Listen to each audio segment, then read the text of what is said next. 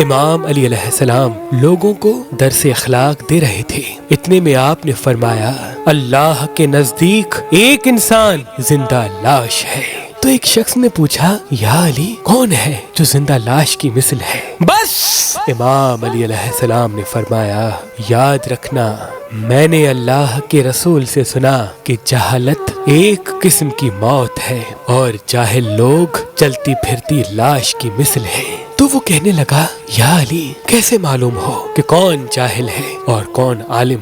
بات جب یہاں تک پہنچی تو امام علی علیہ السلام نے فرمایا جو انسان دوسرے کی بات سمجھے بغیر ہی جواب دینا شروع کر دے وہ جاہل ہے، اور جو انسان دوسرے کی بات سمجھنے کے بعد سنبھل کے جواب دے وہ عالم۔ اے شخص، جاہل کی جہالت اور عالم کا علم اللہ نے اس کی زبان تلے رکھا، کیونکہ انسان ایک دکان ہے اور اس کی زبان اس دکان کا دروازہ۔